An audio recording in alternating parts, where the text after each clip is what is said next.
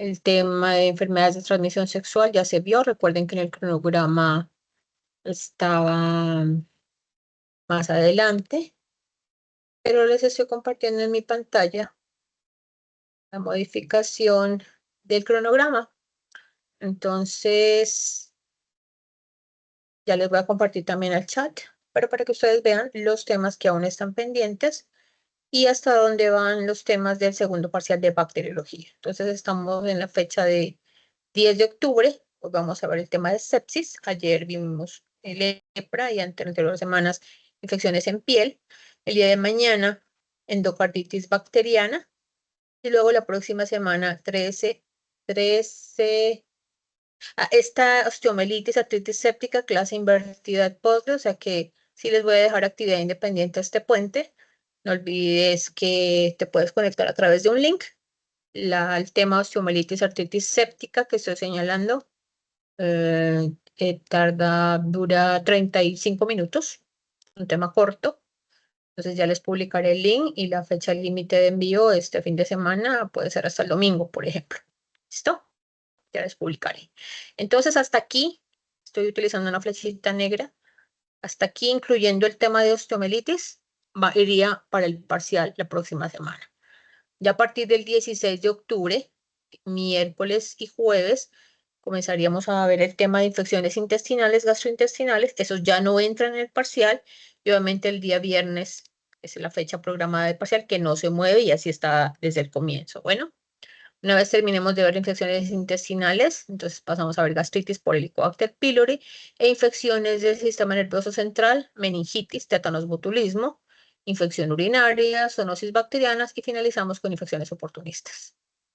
Para pasar el 6 de noviembre, si no estoy mal, el 6 de noviembre, todas las semanas de noviembre están programadas para ver micosis, por supuesto. Y por aquí está la fecha del seminario integrador, que es un día martes. Y por aquí está la fecha de un miércoles, tercer parcial de parasitología. Y por aquí está la fecha que no se ha movido, sigue la misma fecha desde el inicio de la asignatura, 27 de noviembre, examen de bacteriología y micología. Examen de bacteriología y micología porque incluyen los temas a partir de infecciones gastrointestinales. ¿Listo?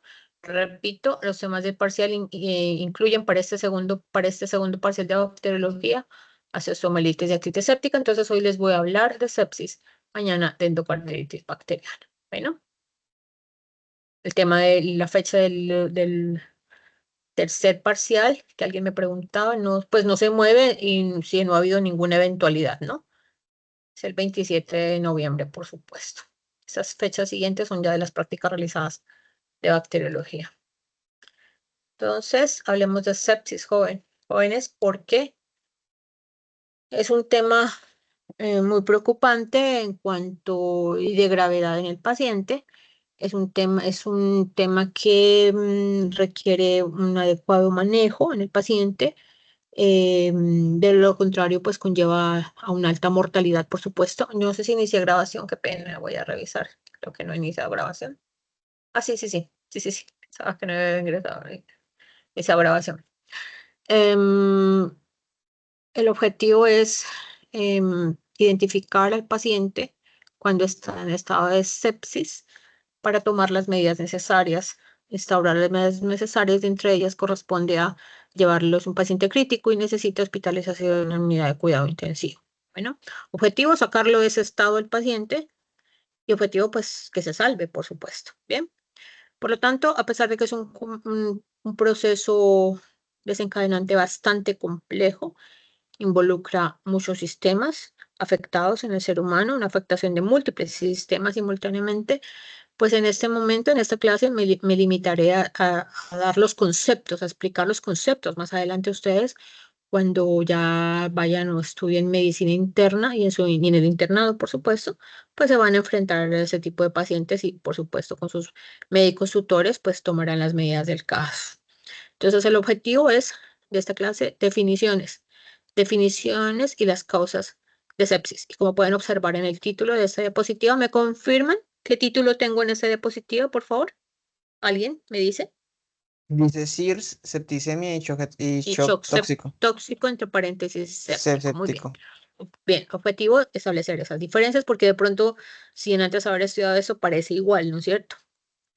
Ok, entonces, en cuanto a los agentes etiológicos que desencadenan estos procesos, nos encontramos con Staphylococcus aureus, Streptococcus pyogenes y otras bacterias que pueden llegar a acceder al torrente sanguíneo. Por supuesto, me voy a referir y a colocar ejemplos de estafilococo y de streptococo, pues son las como las más frecuentes, por supuesto. Pero básicamente corresponde al acceso de estas bacterias al torrente sanguíneo y por supuesto también a sus toxinas. Ustedes en este momento sí vamos a hablar de la toxina del síndrome del shock tóxico. Estoy utilizando una flecha. ¿Me confirman? O un señalador. Voy a cambiar un momento. Sí, ahí se ve. Voy a cambiar por un señalador más bien rojo. Estoy señalando una abreviatura TSST raya 1, que significa toxina del síndrome del shock tóxico estafilocóxico 1.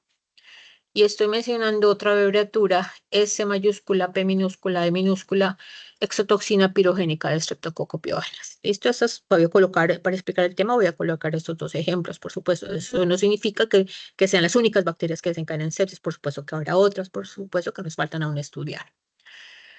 Estreptococo también produce síndrome, miren la abreviatura, síndrome de shock tóxico estreptocóxico, por supuesto.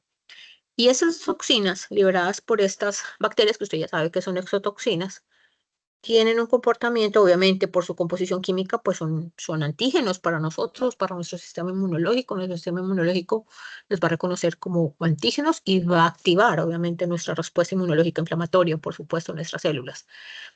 Pero cualquier antígeno, obviamente, es reconocido por nuestros leucocitos, por nuestros macrófagos también. Lo que pasa es que estas toxinas tienen un comportamiento que las hace diferentes al resto de antígenos comunes y se le han denominado superantígenos. Entonces, en la gráfica siguiente voy a explicar por qué ese adjetivo que le colocaron a estas toxinas, por supuesto. Pero para poder entender la definición de superantígenos, debemos recordar todos los factores de virulencia de Staphylococcus, no importa si es Staphylococcus aureus o Staphylococcus epidermidis. Muchas adhesinas, proteínas de adherencia, por ejemplo, la fibronectina que la tenemos en muchos tejidos, proteína que usted ya sabe única y exclusivamente en la pared celular de Staphylococcus aureus, exotoxinas varias, pero en este momento me voy a referir a la exotoxina del síndrome del shock tóxico, que se comporta como superantígeno. Enzimas muchas, la diapositiva me parece que está incompleta, le faltan enzimas aquí, como la proteinasa contra el C5 al complemento, por ejemplo, pero las que tenemos aquí en esta lista, ustedes también ya tenían el conocimiento, por supuesto. Esta gráfica que la descargué de un libro de microbiología, así tal cual como está, aparece un texto que dice producción de baba. Entonces a mí me llamó la atención y dice, y especialmente Staphylococcus epidermidis, me llamó la atención, ¿cómo así que baba? ¿A qué se refieren con baba como factor de virulencia? Y resulta que el texto donde está esta gráfica es un texto de una traducción de inglés a español y cuando veo la versión original, en el texto en inglés, realmente dice producción de biofilm, solo que ellos en español lo tradujeron como baba, pero no, ustedes saben que no es baba así textualmente, no, sino de biofilm. Entonces, en esta gráfica podemos observar la función de los superantígenos y en este caso la toxina del síndrome de choque tóxico 1. Siempre o cualquier antígeno que ingrese en nuestro organismo siempre va a ser reconocida por nuestra célula que tenemos innata, que son los macrófagos. Aquí tenemos una representación. Función fagocitar, por supuesto. Pero al mismo tiempo, procesar, fagocitar, degradar ese antígeno en pedacitos chiquiticos para podérselos presentar al linfocito T CD4, linfocito T helper o CD4.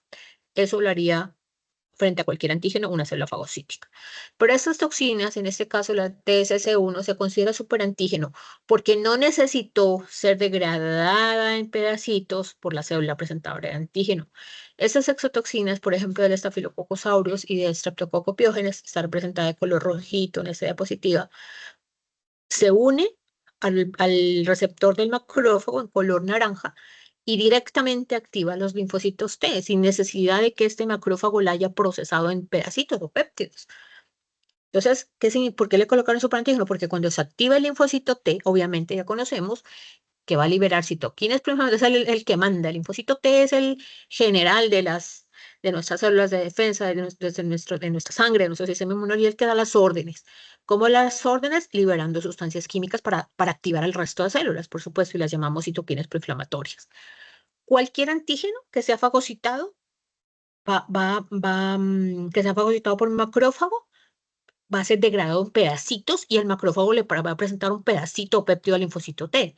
Y también el linfocito T va a liberar una secuencia de citocinas proinflamatorias, por supuesto, pero en una cantidad moderada, ¿me hago entender? Cualquier otro antígeno. Pero estos superantígenos o estas exotoxinas que no tuvieron necesidad de que el macrófago las procese ni las degrade, activan una población muchísimo más elevada de linfocitos T, un 20% del torrente sanguíneo de linfocitos T.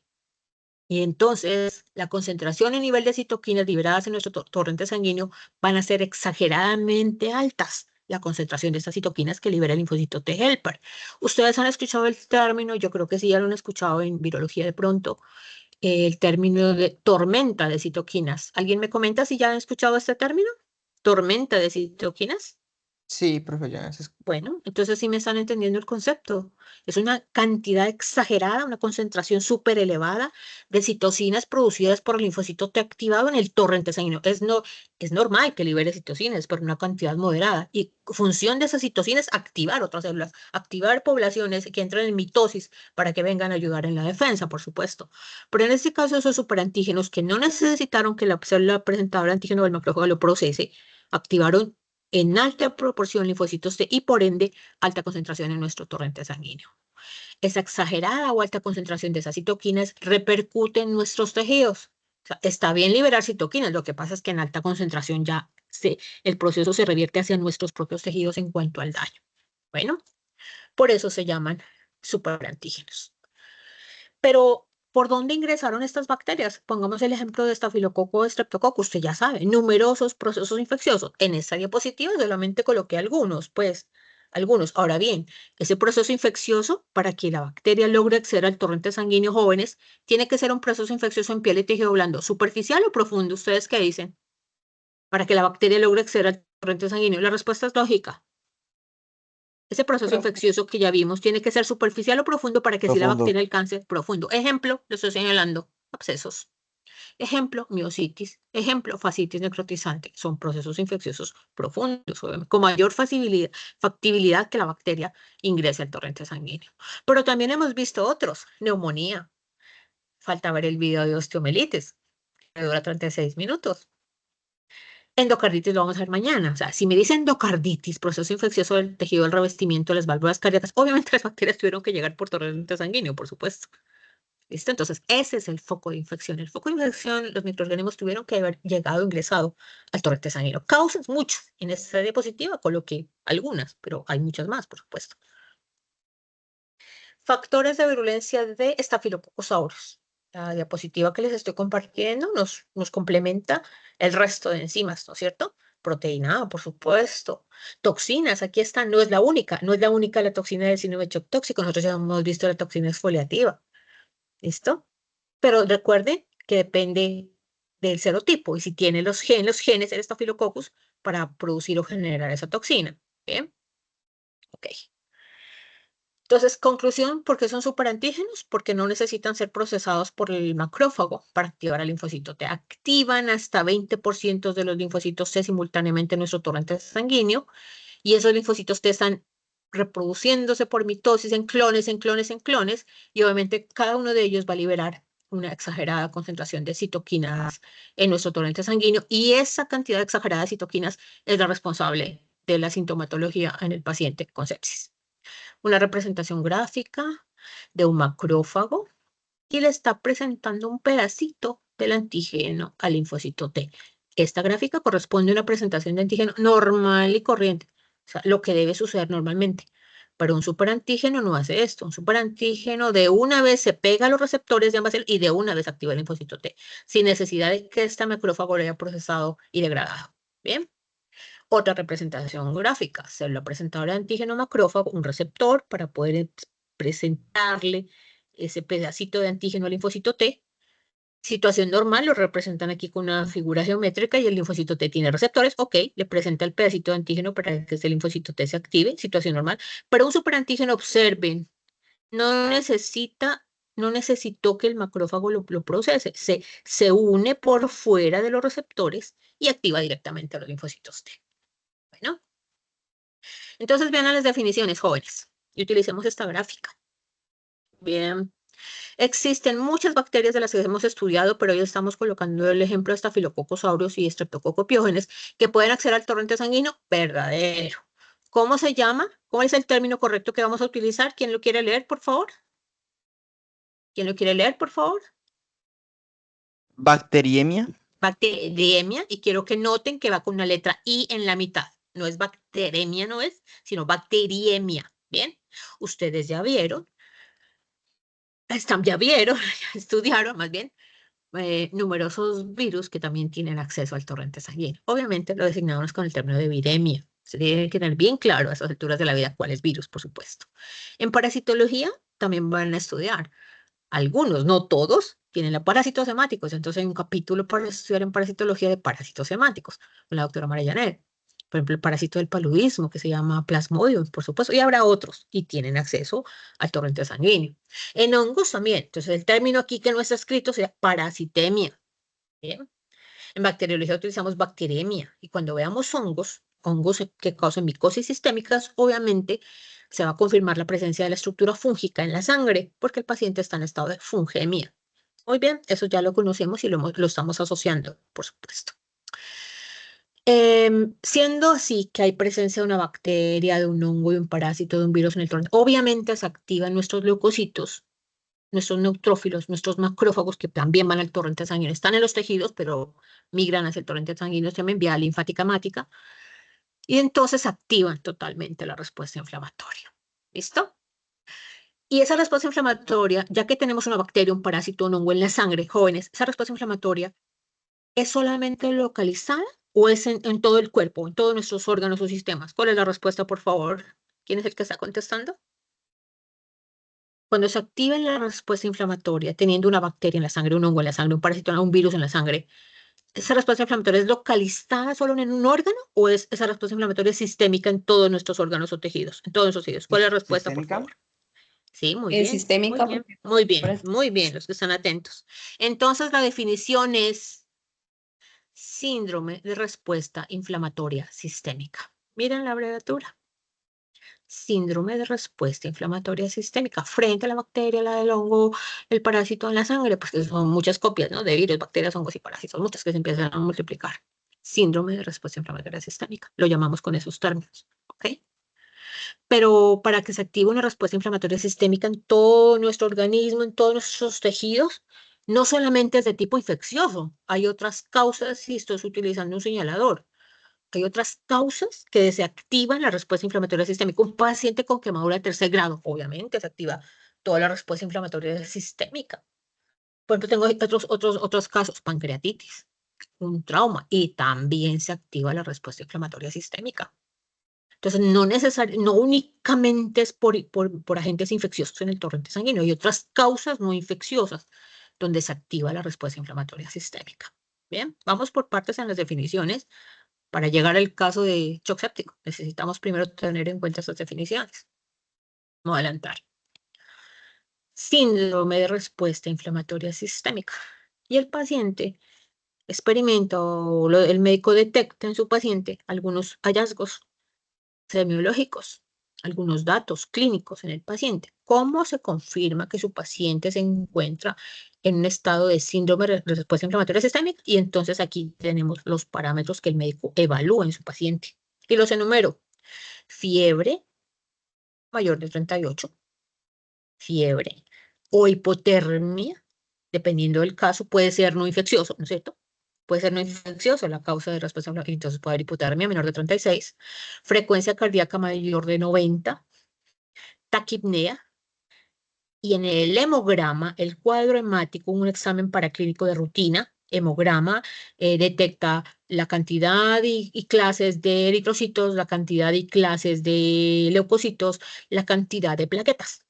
Y en este caso, los leucocitos, miren las dos opciones, menor de 4.000 por milímetro cúbico de sangre o mayor a 12.000 por milímetro cúbico de sangre.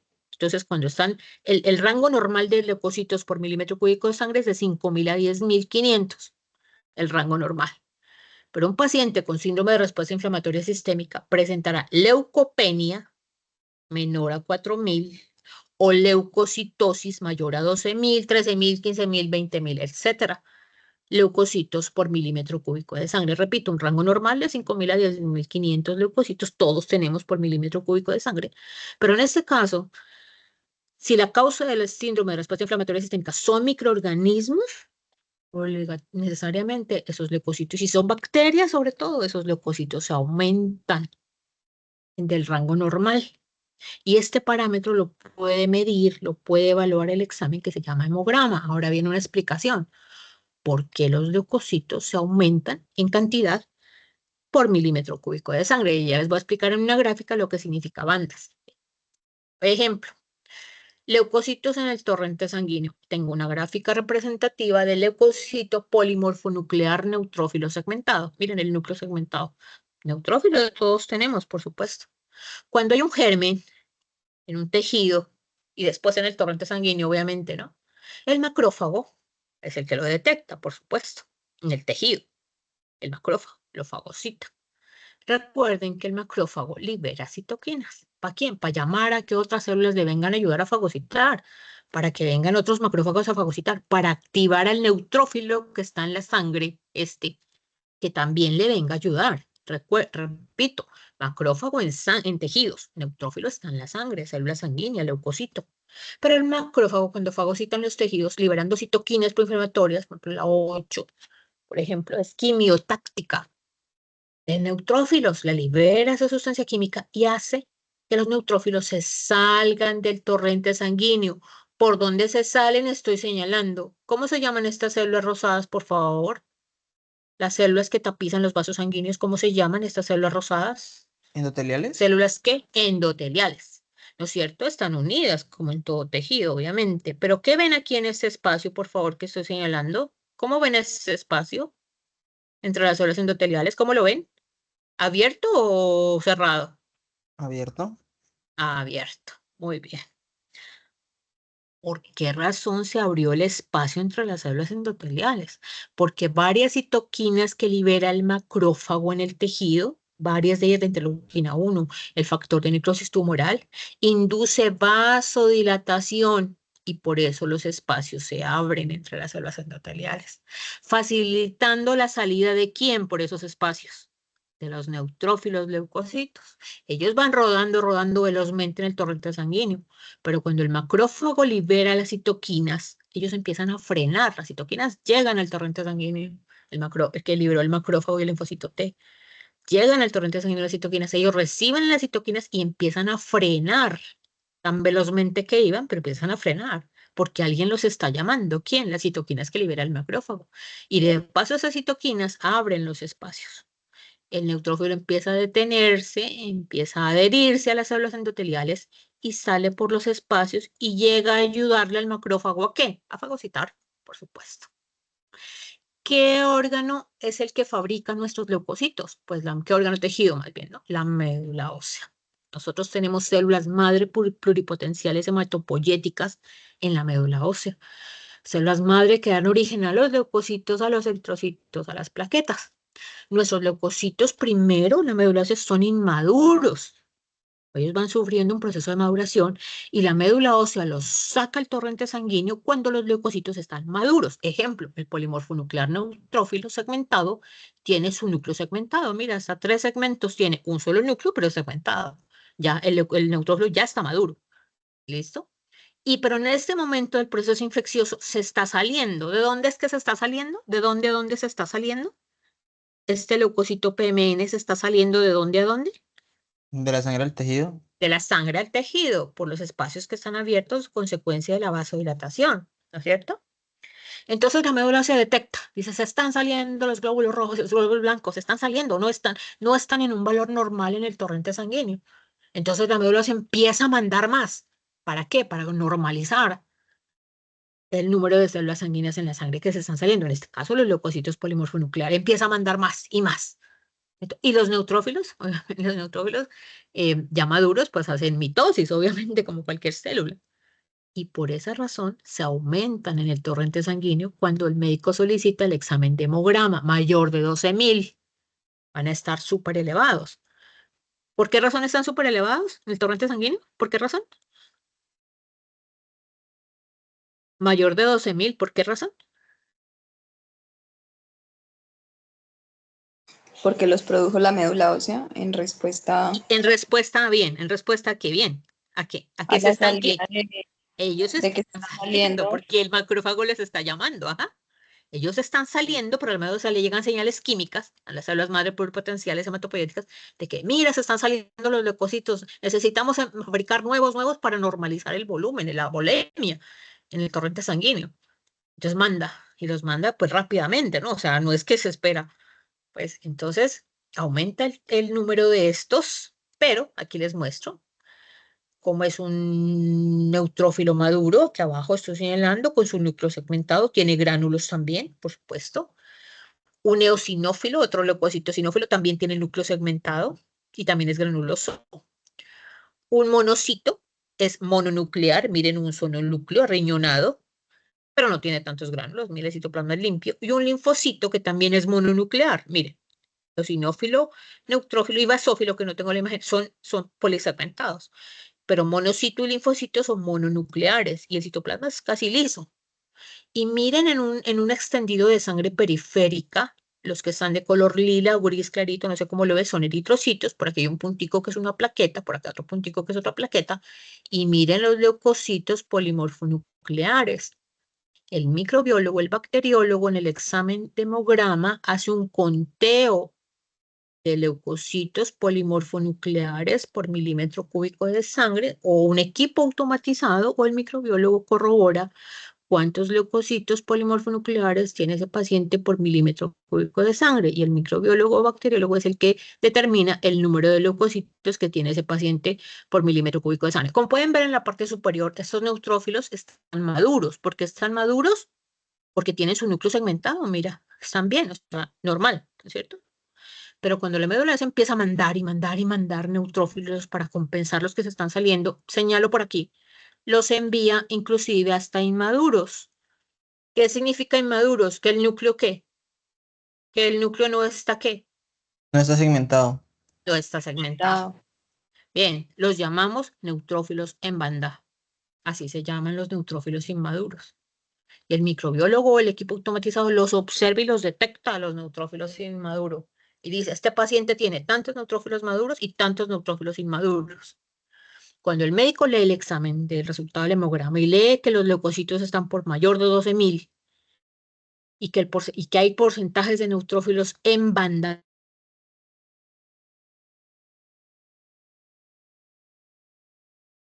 o inmaduros, malo que la médula ósea mande neutrófilos inmaduros. Conclusión, ¿van a poder fagocitar o no? Inmaduros no. Inmaduros en banda no van a poder fagocitar.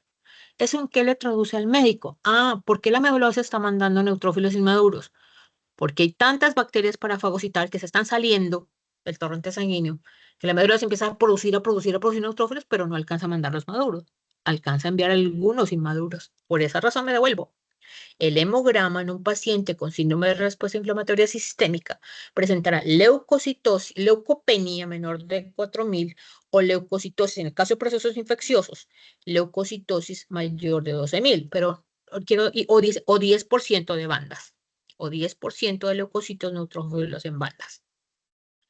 No olvidemos que la leucocitosis mayor de 2.000 no es única y exclusivamente de bacterias, ¿no? Hay otros procesos no infecciosos que también pueden inducir leucocitosis. Paciente quemado es un ejemplo, pues, en tercer grado. Claro, se activa la respuesta inflamatoria sistémica. Entonces va a tener leucocitosis, un paciente con pancreatitis, un paciente con apendicitis, también va a tener elevados leucocitos, pero en este caso me estoy refiriendo a los procesos infecciosos. Listo, ya ustedes conocen cómo categorizar a su paciente cuando se encuentra en síndrome de respuesta inflamatoria. Tiene que cumplir estos requisitos. Fiebre, en el caso de infecciosos, ¿no? Fiebre, taquicardia, taquipnea, leucocitosis mayor de 12.000 o si hay presencia de leucocitos neutrófilos en vena. Su paciente está en síndrome de respuesta inflamatoria sistémica. Toca buscar la causa, toca buscar qué fue lo que desencadenó esa síndrome de respuesta. Y aquí en este caso, usted va a buscar la causa si es bacteriana, viral, parasitaria, micótica. Refirámonos a bacterias. ¿Cómo confirman que el paciente tiene una bacteria en la sangre? ¿Cómo confirman? ¿Cómo díganme qué examen de laboratorio le van a solicitar a su paciente para confirmar que tiene una bacteria en la sangre? ¿Quién quiere contestar? ¿Qué examen de laboratorio, bacteriología médica, confirma que tiene una bacteria en X parte del cuerpo? ¿Cuál es el examen, por favor? ¿Tinción de Gran? No, joven, recuerde que la tinción de Gram no confirma. Solo en Ah, en ciertos casos, cultivo, no en entonces, todos. cultivo. Bien, muy bien. El cultivo de, ¿qué muestra biológica? ¿Agar El sangre? cultivo de qué, ¿en dónde le vas a hacer el cultivo a tu paciente? ¿De la orina, del líquido cefalorraquídeo, de la secreción o de dónde? Del... Si el paciente está en síndrome de respuesta inflamatoria sistémica y tú quieres saber si está en sepsis, tienes que demostrar que tiene una bacteria, me refiero a bacterias, que tiene una bacteria en la sangre. ¿Cómo se llama el examen de laboratorio, por favor? Confirmado, ¿no? Cultivo. Bien, ¿quién me habla? ¿Me dices tu nombre, por favor? Sebastián García, profe. Bien, Sebastián. Se llama hemocultivo. Muy bien. El hemocultivo, muestra de sangre, extraer una muestra de sangre y llevarla a los medios de cultivo. Pero como es sangre en una caja de Petri, pues se rebosa, se riega. Son 10 mililitros de sangre que hay que tener al paciente. En una caja de Petri con agar, pues se rebosa. Entonces los hemocultivos vienen líquidos, en caldos líquidos. Mañana que veamos endocarditis, les muestro las fotografías de hemocultivos porque en endocarditis también se debe solicitar hemocultivos, por supuesto. Esas botellas de caldos de cultivo de la sangre del paciente líquidas van a permitir la multiplicación de la bacteria en caso de que la tenga. Lo que usted necesita es comprobar que sí tiene una bacteria en la sangre, obviamente, ¿no es cierto? Cuando en los hemocultivos crecen las bacterias, sí crecieron, van en incubación, ¿no? Las botellas de caldos de cultivo con la sangre del paciente ahí mezclada van a incubadora a 37 grados y crece la bacteria, el microbiólogo confirma, dice, sí tiene resultado del hemocultivo, Staphylococcus aureus. Entonces, paciente con fiebre, frecuencia respiratoria mayor de 90, taquipnea, leucocitosis y hemocultivo positivo, ¿el paciente en qué categoría está? Estoy señalando, ¿en qué categoría está? En sepsis. En sepsis, doctor.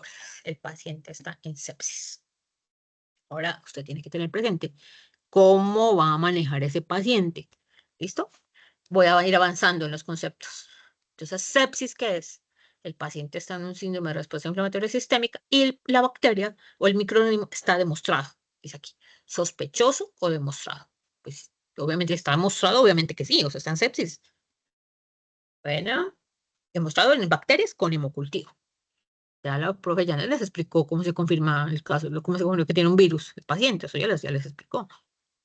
¿Cierto? En caso de hongos, pues hablaremos de fungemia y entonces existen hemocultivos para hongos. Hay igualito, cultivo de la sangre del paciente en caldos, pero con nutrientes para hongos. Entonces, se llama hemocultivos para hongos. Pasemos a la siguiente etapa. Este concepto de sepsis severa lo anularon los expertos intensivistas, la Asociación de Intensivistas quitó este concepto porque dijo, no, en serio, dijo, los médicos se confunden mucho al diagnosticar sepsis severa, entonces quité. Siguiente paso, el paciente entra en choque séptico. Definiciones, estamos en definiciones de conceptos. Cuando el paciente entra en choque séptico, ya sabemos que está en sepsis, ya lo pudimos corroborar, ¿no es cierto? Pero adicionalmente, bueno, está en sepsis. Necesitamos normalizar la volemia, necesitamos disminuir la fiebre, necesitamos desactivar la respuesta inflamatoria, necesitamos contrarrestar esa bacteria que tiene en la sangre. O sea que un resto de medicamentos va a necesitar, entre ellos líquidos, por supuesto. Necesitan normalizar la frecuencia cardíaca, necesitan normalizar la función respiratoria. ¿Listo? Necesitan disminuir la fiebre, por supuesto. Y necesitan matar la bacteria. Entonces, antibióticos va, líquidos va, de vasopresores va. O sea, y un resto de medicamentos. Ustedes los van a complementar cuando ya hagan la rotación, que pasen a medicina interna, pues. Y dos, el paciente necesita control de sus funciones en UCI, o sea, que el paciente está en sepsis. Pero ¿cuándo se cataloga que el paciente está en choque séptico? Cuando a pesar de administrarle los líquidos y endovenosa, la hipotensión no responde. El paciente no normaliza, sigue en hipotensión. Y en cada órgano tejido, pues obviamente, ¿no? Donde irriga el torrente sanguíneo, obviamente, se están liberando poquitas o mucha concentración de citoquinas. ¿Quién se acuerda? En cada órgano tejido irrigado se están liberando alta o baja concentración de citoquinas los macrófagos y los linfocitos T. Alta o baja. Muchas, demasiadas. Muchas, demasiadas. Y la interleuquina 1, el factor de necrosoma, necrosan los tejidos, doctores. ¿Qué tejidos? Profe. Pues el cerebro, el pulmón, el riñón. ¿Qué más? Dígame. ¿Me escucha? Dígame. Sí, Ah, sí te bueno, qué escucho. pena. Pues no sé de inmunología, ¿no? Pero sí, en teoría, la respuesta inmune tiene que ser modulada para Ajá, evitar directamente, pues, la sí, necrosis, ¿no? ¿Por qué no se sí. secretan más inmunomoduladores? No, mi hijo, el de la pregunta es para inmunología. Eso sí, lo vas a volver a ver en inmunología otra vez. Ah, bueno. No hay forma en este momento de controlar el exceso de citoquinas. Las células están activadas. Los macrófagos están activados. Los linfocitos T están activados, cumpliendo su función. Macrófagos, fagocitosis, linfocitos T, liberar citoquinas. ¿Listo? Y el exceso de citoquinas ya va dañando los tejidos, necrosando los tejidos. ¿Sí me escucharon qué tejidos? ¿Qué tejidos me escucharon? El ¿Qué tejidos me cerebro. escucharon? ¿Qué más? Solo un órgano empieza a No, necrosarse. es sistémico. ¿Cuál? Ejemplo, el corazón, el vaso, el hígado, el riñón, simultáneamente. El paciente entra en falla Entonces, orgánica multisistémica o choque séptico. Porcentaje de mortalidad altísimo, súper alto. Jóvenes, ¿qué hay que hacer? Controlar aquí, para no llegar hasta acá. Esa es su función, doctores. Y si ya está en choque, pues active el protocolo de choque y pues, esperar que se salve, obviamente. Pero otra pregunta, todavía no sabemos qué bacteria es, porque el resultado del hemocultivo tarda en. No es que salga de un día para otro. No, ya les voy a dar una solución para que el resultado del hemocultivo sea más rápido, ¿no? Porque si es tradicional, pues eso se demora.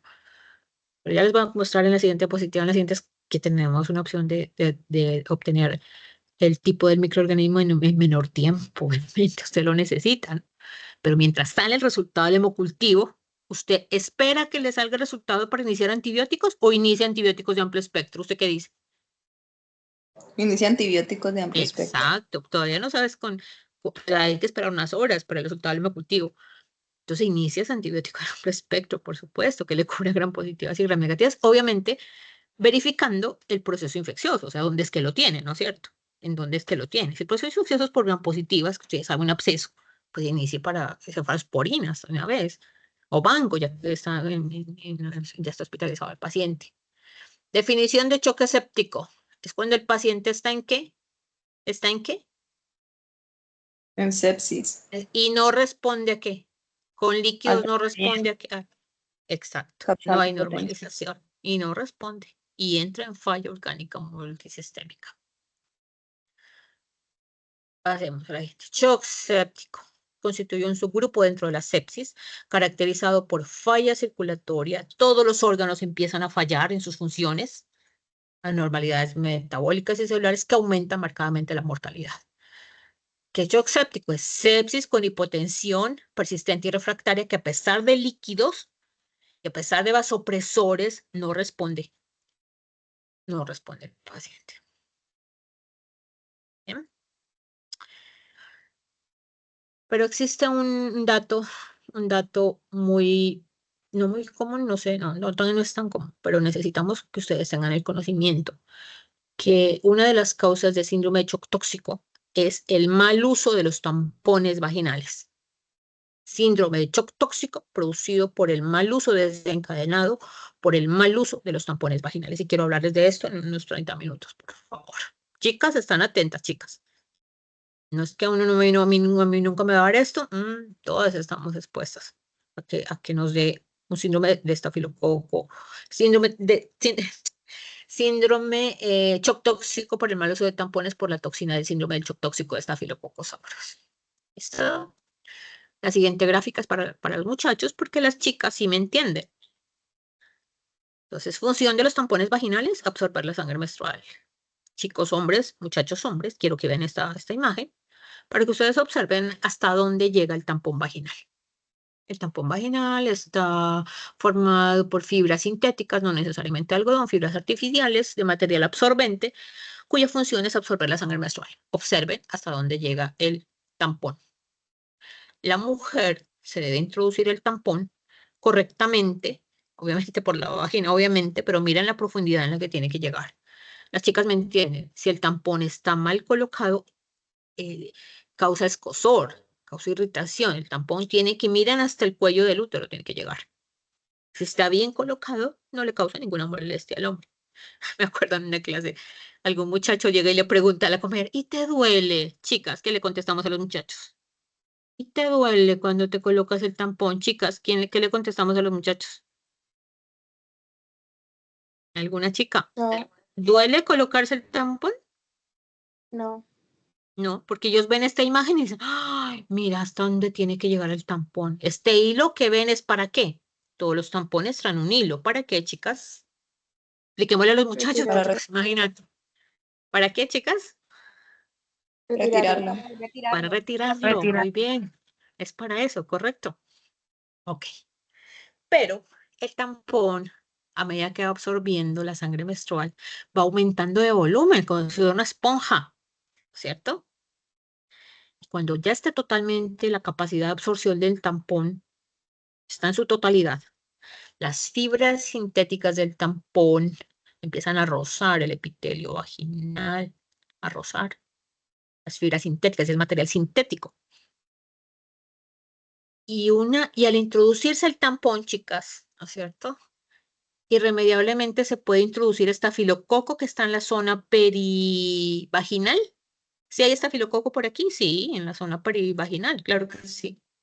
Cuando se introduce el tampón, se puede introducir estafilococo, o sea, arrastra estafilococo. ¿Ok? Y recuerden que estafilococo le encanta, ¿recuerdan? Le encanta la sangre como nutriente, no lo olviden. Estafilococo empieza a reproducirse por fisión binaria. Y estafilococo aureus y estafilococo epidermides producen biofilm, que les permite adherirse ¿a tejido qué?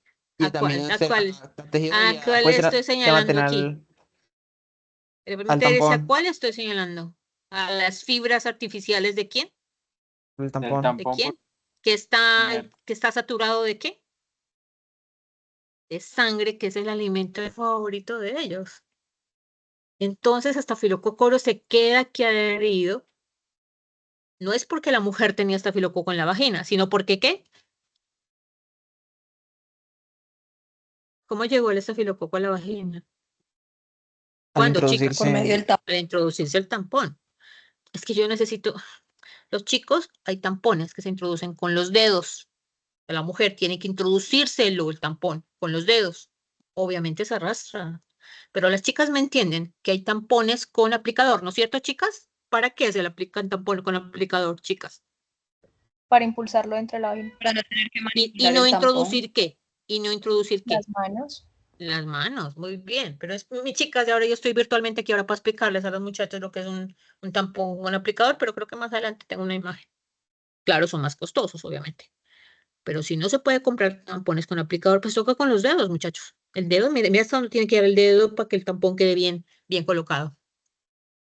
Profe, una pregunta, pero en ese Entonces, caso, sí. ¿sería Ajá. recomendable utilizar tampones o no? Sí, no, es que si fuera Si no fuera así, ya los hubieran sacado del mercado. Pero en la Ujú. cajita de los tampones hay unas instrucciones, un papelito, para que las personas o mujeres que no estudian medicina lo lean y le dicen las recomendaciones que tiene que tener, porque si no las cumple, le puede dar síndrome de shock tóxico por el mal uso de los tampones. Pero continúo con la explicación. Vagina, ¿no es cierto? Yo no sé por qué pintaron los lactobacilos de rojo, imagínense, rojos. Recuerden que los lactobacilos son morados, son gram positivos. Y de moradito, ¿qué pintaron aquí? Los moraditos, ¿qué serían esos moraditos, porfa? Aquí Los- está. ¿Qué son? Luego, Sí, que lograron ingresar, obviamente. Y entonces aquí ya cuando está el tampón, ya está eh, llena la capacidad de absorción de sangre. ¿Qué pasó con estafilococo? ¿Aumentó o disminuyó? disminuyó. Mira la cantidad Aumentó. normal de estafilococo mínima, ¿no? Pero cuando ya el tampón ya está saturado de sangre e ingresó más cantidad de estafilococo de la zona perivaginal, ¿qué pasa? ¿Qué pasa con el estafilococo? ¿Se queda adherido al tampón, sí o no? Sí, mira, sí, y se multiplica. Pero como el tampón aumenta de volumen 5 veces más por la absorción de la sangre, las fibras rozan con el epitelio vaginal. Me devuelvo aquí. La fibra con sangre y con estafilococos multiplicándose, adheridos aquí, la fibra se roce con el epitelio. Y cuando la fibra sintética, ¿no? Del tampón. Y cuando ya esté saturado, esas fibras empiezan a dar escozor y roce y lesionan aquí el epitelio, permitiéndole al estafilococo ¿qué? Ingresar ¿a dónde? ¿A dónde? Al torrente Al sanguíneo. torrente sanguíneo. Y lo malo es que esa cepa de estafilococo tiene el gen para la producción de la toxina del síndrome de estafilococo clase 1. Por un lado la bacteria, ingresa al torrente sanguíneo por microfisuras mínimas del roce de la fibra sintética con el epitelio vaginal. Por un lado ingresa la bacteria, alcanza un vaso sanguíneo. Y por otro lado, la toxina que está liberando al torrente sanguíneo. ¿Cómo se puede prevenir esto, chicas que me están escuchando? Entonces, hay un límite de tiempo en que tienes que cambiarte el tampón. ¿Quién saca la cara por todas las chicas? Y me dicen cuánto tiempo máximo se debe dejar el tampón. Eso lo traen en las instrucciones en la caja. ¿Quién lo sabe? Porque, chicas, si te dejas más tiempo el tampón, ¿cuántas Creo que horas? máximo son 8 horas, ¿no, profe? ¿Cuántas? 8, Discúlpame. No, muchas. 5 8 horas. horas. No, ¿No no es son 3? adivinando. ¿De No, no es 3 horas? adivinando, entonces no han leído el papel que trae la caja de los tampones. Precisamente para Ahí los que no como estudian máximo de medicina, ahí les dice, ¿cuánto tiempo tienes que cambiarte el tampón? Máximo, 4 horas. 4 4 horas. horas. Ajá. Si se pasa el tiempo, ¿qué va a pasar con la bacteria adherida al tampón? 8 horas, pongámosle pues. ¿Qué va a pasar con la bacteria? ¿Aumenta o no aumenta? ¿Sí o no? Sí. Sí. Y 2, el volumen del tampón, la fibra, el tampón aumenta de tamaño, hace roce, obviamente tiene más riesgo de hacer roce con el epitelio, de rozar, dejarse todo el tiempo el tampón. O sea, la fibra sintética y la expansión del volumen del tampón hace roce con el epitelio, microfisuras. Bueno, chicos, hombres, tampón normal con su hilo para extracción. Y aquí abajo es el tampón con aplicador. Entonces, mira, sirve para no utilizar los dedos. Los chicos son muchachos, no les estoy compartiendo esta diapositiva. De un tampón con aplicador no hay ningún contacto con los dedos hacia adentro de la vagina, porque este dispositivo introduce el tampón en su sitio correcto. Pero el tampón sin aplicador sí toca con los dedos introducirlo. Las chicas sí me entienden. Entonces, a las pocas horas, cuando ya la bacteria está en la sangre y la toxina está en la sangre, se activa todo el proceso que dijimos, síndrome de respuesta inflamatoria sistémica. Pasan las horas, la paciente entra en sepsis. Y si no se controla, pues entra un choque séptico y falla orgánico multisistémica. Bien. Cuando el paciente llegue a urgencias, ¿no? El paciente llega desorientado. Entonces sí hay que tomar medición de la escala Glasgow, que ya les voy a compartir en la siguiente, que también es un indicativo. Me devuelvo, me olvidé decirles algo aquí, en esta escala, aquí. Les dije que sepsis severa ya no se tiene en cuenta, ¿no es cierto? Les dije, ok. Y lo último ¿cómo ¿cómo se dice? En guías de sepsis, es que ya no se tiene en cuenta síndrome de respuesta inflamatoria sistémica, porque es que en cualquier enfermedad necesariamente no infecciosa también se activa la respuesta inflamatoria. ¿Listo? Pero no, ya no tengan en cuenta síndrome de respuesta. Evalúen sepsis y cambiaron, modificaron los criterios. Ya les voy a comentar a continuación. Dijeron, es que síndrome de respuesta le puede dar a cualquier persona y no necesariamente tener una enfermedad infecciosa. ¿Sí o no? Sí, es verdad. Va a tener un proceso no infeccioso y entrar en síndrome de respuesta inflamatoria. Entonces, ahorita dijeron, cambiamos los conceptos para que el médico detecte que su paciente está sepsis. No cambiamos, no, modifiquemos los conceptos. Y propusieron, los médicos intensivos propusieron unos nuevos criterios para detectar sepsis. Pero para que me entendieras, yo tuve que empezar por aquí, para que me entendieras la evolución. Pero hoy en día ya no se tiene en cuenta esto, sino los criterios de sepsis que ya les voy a comentar. 3. ¿A los hombres les puede dar síndrome de choque tóxico? También, obvio que sí. Cuando algún hombre tenga un proceso, ¿qué? ¿Un proceso qué? ¿Proceso qué? ¿Infeccioso en dónde? En tejidos Tejido blandos, blando. hombre o mujer. O sea, no es necesariamente por los tampones, sino que ocurre esta casualidad de que por los tampones también. O miren esto, antecedente de parto vaginal, cesárea o aborto terapéutico. ¿Hay sangrado? Sí. ¿Hay riesgo de que estafilococo ingrese al torrente sanguíneo? Sí. ¿Y chicas, me están escuchando? Si hay un aborto, por supuesto. Un aborto en clínicas clandestinas y su paciente, yo digo su paciente, y la persona o la chica, lo que sea la señora, entra en sepsis. ¿Qué te parece? O infecciones del tracto respiratorio superior, sinusitis, faringitis, laringotraqueitis, neumonía, abscesos pulmonares, y no se manejan en su estado, en su momento, pues las bacterias causantes de estas manifestaciones, de estas enfermedades, pues entran en el torrente sanguíneo. Infecciones en tejidos blandos, muchas, pero por un orzuelo le da sepsis, ¿verdadero o falso? ¿Por un pétigo le da No, sepsis, ¿verdadero o falso? no. Bien, usted tiene que categorizar cuáles infecciones en tejidos blandos y piel podrían desencadenar sepsis. Claro, la lógica es pensar en los que son profundos, obviamente.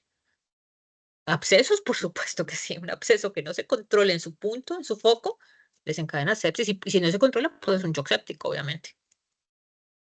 Entonces, miren, las causas más comunes de esa sepsis: meningitis, neumonía, apendicitis, no infecciosas, esta es no infecciosa, diarrea invasora, la vemos la próxima semana, infección del tracto urinario de vías altas, también la vemos después, infección relacionada a catéteres, fácil. El paciente hospitalizado está mucho tiempo hospitalizado y necesita un catéter endovenoso, facilito, por ahí entran las bacterias de la piel, estafilococo, estreptococo piógenes, estafilococo aureus, estreptococo piógenes o estafilococo epidermidis, fácil. Cándida también causa sepsis y está en la microbiota de la piel. Miren, y está aquí, infección de piel y tejidos blandos. O sea, muchas causas o razones o focos infecciosos para desencadenar sepsis. Función, controlar ahí en ese momento. Controlar en esa área, pues, con antibióticos. Bueno, millones de personas desarrollan sepsis. Millones de personas, este dato me impresiona, 7 millones a 9 millones fallecen. Una muere cada 3.5 segundos, muere por shock séptico y falla orgánica multisistémica. Y si sobrevive, bien, porque es su función salvarle la vida, pero queda con secuelas. Y vamos a ver cuáles son esas secuelas. Eso no han visto inmunología, pues, pero comparto varias de las citoquinas proinflamatorias que liberan los macrófagos: interleuquina 6, factor de necrosis tumoral, interleuquina 1 beta, interleuquina 8, interleuquina 12. ¿Para qué le sirve al macrófago liberar interleuquina 8? Respuesta: ¿para quién? ¿Para qué le sirve? Al macrófago que fagocitó en el sitio de la infección. ¿Para qué le sirve liberar interleuquina 8? ¿Llamar a quién? ¿Quimiotaxis de quién? ¿De quién?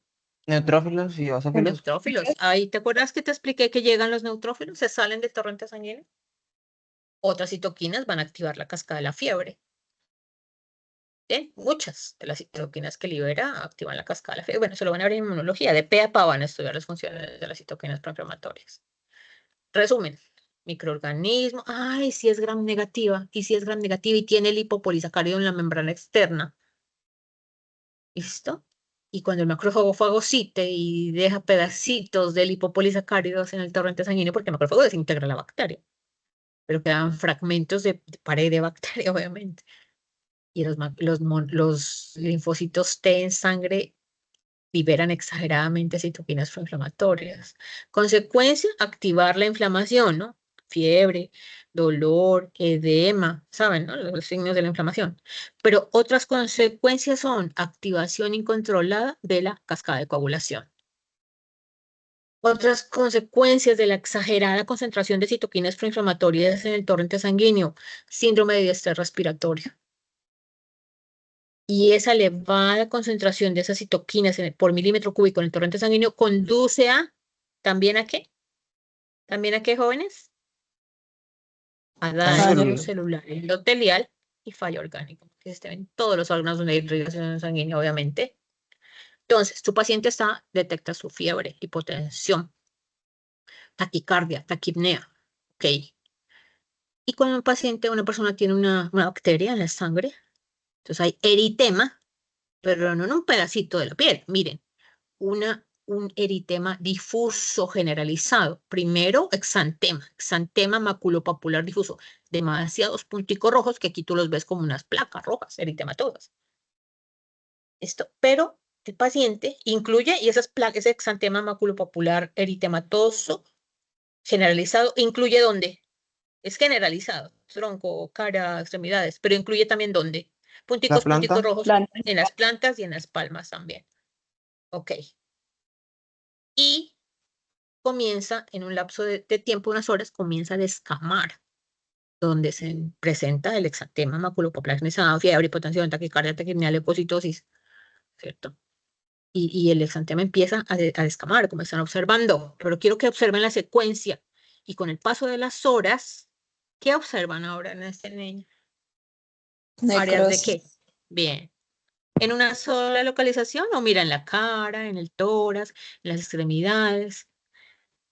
No es ¿Entiendes la razón por la que hay necrosis? Mira, sistémica, mira. Y esto lo estamos observando externamente, jóvenes. ¿Qué creen ustedes cómo tiene los órganos internamente? Explíquenme. ¿Qué va a presentar en los órganos internamente? Díganme en la palabra. También con Isquemia y lesiones, necrosis porque también. Si aquí lo estamos observando externamente, imagínate. Imagínate cómo le volvería los órganos internamente. Cada órgano entra en falla, en choque, entra en falla, choque y falla orgánico. Aquí, en esta fase de choque, irreversible el proceso. Irreversible, una alta probabilidad de mortalidad, por supuesto. Y este niño, bueno, ¿cuál fue el foco infeccioso de este bebé? Meningitis bacteriana, el foco inicial. Y bacterias causantes de meningitis, tanto gram positivas como gram negativas. Una famosa modelo, ustedes lo van a buscar, una famosa modelo hizo sepsis por mal uso de tampones y la necrosis comenzó en las piernas. Pero los médicos excelentes que la trataron y le detectaron que estaba en sepsis aún, no estaba en choque. La necrosis comenzó en los pies, pero necesariamente tuvieron que amputarle las piernas. Y era modelo, imagínate.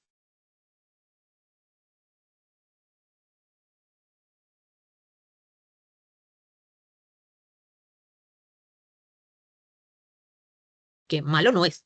Los que venden los tampones advierten en la cajita de los tampones, chicas, lean el formato que trae dentro de la caja de los tampones. Lean porque es necesario que lo lean. Ahora ya lo saben, pero pues leanlo si no lo han leído. Pues ahí está la explicación.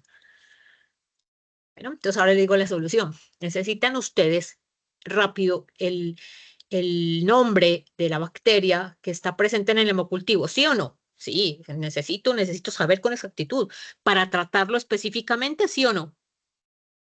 Si es estafilococo, si es streptococo, si es pseudomonas, si es escherichia coli también causa sepsis. O es cándida, ¿no es cierto que sí? Imagínate donde es cándida y tú comienzas en el tratamiento con antibióticos y resulta que no era hongo. Imagínate. Entonces hay una prueba rápida de hemocultivos con identificación rápida en lapso de 1 hora. Excelente, señores. Una marca comercial que detecta esto. Se llama Film Array, se llama. Familiaricen con ese nombre. ¿En qué consiste? Detección de ADN de los patógenos en el torrente sanguíneo tomado de una muestra de hemocultivo. Bien. Sencillo, 2 minutos, fácil, rápido. Y analiza 27 ácidos nucleicos de bacterias presentes en la sangre de ese ser humano. ¿Listo? Y el fundamento es que, ¿qué es lo que va a detectar? Pues el ácido nucleico. ¿Qué es? Pues es PCR. Pero como detecta 27 ácidos nucleicos de gérmenes es en la sangre, atentos, virus, bacterias, hongo cándida, es una PCR simultánea múltiple al mismo tiempo. El equipo. Se llama, cuando usted va a solicitar esto, solicita Panel Sepsis Film Array. Entonces, ya no es decir hemocultivo, es el Panel Sepsis Film Array. Detecta 24 bacterias patógenas y de esas bacterias patógenas detecta genes de resistencia. Ay, de una vez, pues necesito saber si ya tiene genes de resistencia a los antibióticos. ¿En cuánto tiempo, señores? ¿En cuánto tiempo? ¿Cuánto tiempo está el resultado? Ahora, En 1 hora. Muy bien. Entonces, Leo, la sepsis es un problema muy grave y puede ocasionar complicaciones trágicas, por lo que resulta esencial que los pacientes se sometan a una terapia dirigida. ¿Qué entiendes por terapia dirigida? ¿Que el antibiótico sea qué? ¿Específico o no? Sí, Sí, específico. claro. El panel sepsis Film-Array es el único ensayo autorizado por la FDA que puede ofrecer la combinación esencial de velocidad, precisión, facilidad de uso y exhaustividad. La identificación definitiva de un patógeno puede necesitar de 24 a 72 horas a través de los cultivos tradicionales. Eso fue lo que nos demoramos en hacer cultivos nosotros en la práctica. Este retraso de esperar ese tiempo puede dar lugar a una terapia antimicrobiana inadecuada o una demasiado amplia y da lugar a complicaciones relacionadas con la terapia de resistencia antimicrobiana y un aumento de la mortalidad y morbilidad y mortalidad hospitalaria y de los costos sanitarios. Entonces, ay, qué chévere, tenemos métodos rápidos de identificación. Ya le llegó la, ¿cómo se dice? La casa comercial de contrapeso, ya les voy a dar el dato. ¿No? Entonces, sí, qué chévere que podemos identificar los microorganismos, las bacterias, virus o hongos que tiene el paciente en la sangre. Estoy diciendo acá un dato, que los médicos generales no les autorizan ver los paneles, sino que lo tiene que hacer el especialista, el médico internista. Es el que autoriza, al que le autorizan el que le hagan ese examen del panel film array al paciente. Bien. Detectando el microorganismo en 1 hora, la tasa de supervivencia de los pacientes aumenta ¿cuánto? ¿Aumenta cuánto la tasa de supervivencia? 83%, detectando rápidamente la bacteria que le está desencadenando la sepsis, pues. Dice, cada hora cuenta pacientes en shock séptico, la supervivencia disminuye 7.6% por cada hora de retraso del inicio del tratamiento adecuado. ¿Recuerdas? Iniciaste con terapia de amplio espectro, ¿no? Cuando ya tenemos el resultado específico de qué bacteria es, cambia esa terapia dirigida. Miren todos los microorganismos que detecta el panel film array hemocultivos. Miren las bacterias que pueden llegar al torrente sanguíneo. Miren, varias de las conocemos. Nos falta ver las gram negativas la próxima semana en infecciones intestinales. Vamos a ver a Cinetobacter, todas las enterobacterias. A hemófilos y estudiamos. Levaduras, varias especies. Criptococo también es una levadura. Y a propósito, el sistema detecta genes de resistencia ¿a quién? A los carbapenémicos. Detectan la bacteria y si tiene o no el gen de resistencia a los carbapenémicos, a la colistina, a la meticilina para estafilococos y a la vancomicina para estafilococos streptococcus. Si el equipo en 1 hora me dice tiene presencia de Streptococcus pneumoniae, vancomicin resistente, pues ya no tratas ni con penicilina ni con vancomicina, tienes que cambiar el antibiótico, por supuesto. ¿Okay? El doctor Raimundi, presidente de las intensivistas latinoamericanos, pues nos muestra, nos especifica la definición actual de sepsis. Definición actual de sepsis. Es una disfunción orgánica potencialmente mortal causada por una respuesta desregulada del hospedero a la infección. Desregulada porque las citoquinas están sin control. La liberación de citoquinas está sin control. La sepsis implica disfunción orgánica y la necesidad de un diagnóstico precoz. Entonces el doctor Raimundi y sus colaboradores intensivistas dicen, ahora para evaluar el riesgo de sepsis, evaluar el riesgo alto de sepsis, utilice los criterios SOFA. Atentos, por favor. utilice la puntuación SOFA. Significa evaluación de la falla orgánica relacionada con sepsis. ¿No? Y al usted determinar esta puntuación, toma la decisión de iniciar manejo en su paciente en la UCI. Al generar esta puntuación, usted va a poder medir el mal funcionamiento del sistema respiratorio, cardiovascular, hepático, coagulación renal y neurológico. Y solamente son 3 criterios. Observen. Escala de valoración Quick-SOFA. Taquipnea, mayor a 22 respiraciones por minuto. Escala Glasgow, menor o igual a 13 puntos. Hipotensión, presión arterial sistólica menor de 100. En hipotensión. Si el paciente cumple esos criterios, mínimo 2, máximo 3, el paciente está en sepsis. ¿No? El paciente está en sepsis. Mira que ya, aquí no dice hemocultivo, mira. Ya sería secundario, ¿no? Porque tú necesitas una terapia dirigida, obviamente.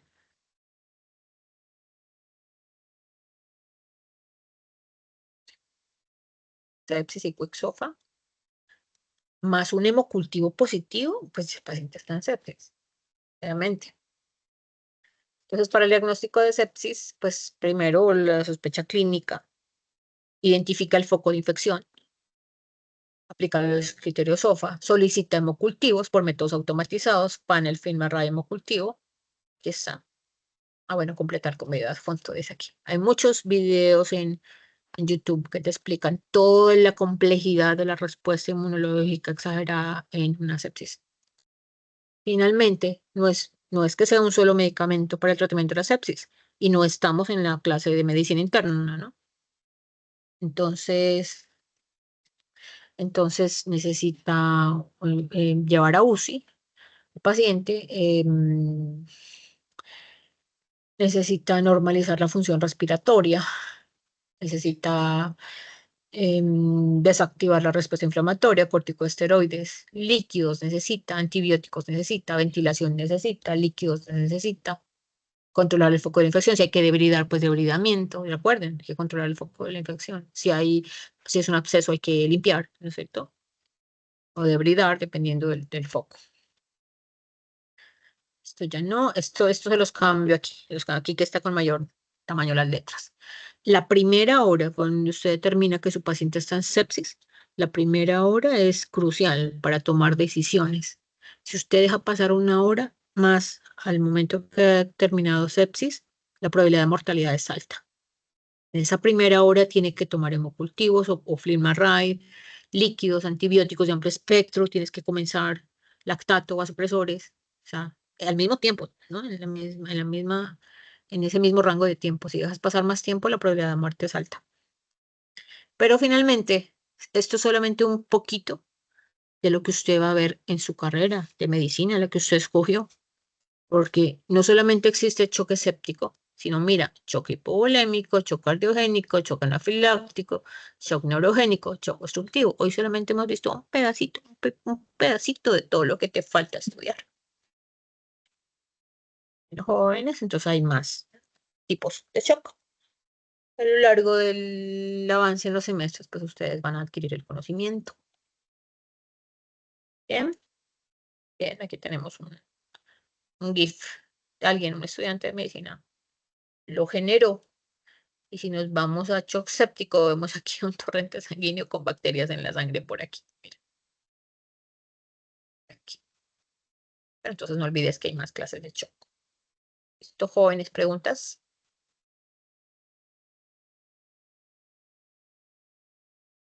¿Preguntas, jóvenes? Hemos solamente dado definiciones. Manejo, pues como les dije, ya es más complejo, por supuesto. Puesto que es mucho más complejo. Una sola conclusión. Ay, Dios mío. Hice lo que no tenía que hacer. No, sí está bien. Ya descargué el archivo de asistencia. Y dos, una sola conclusión.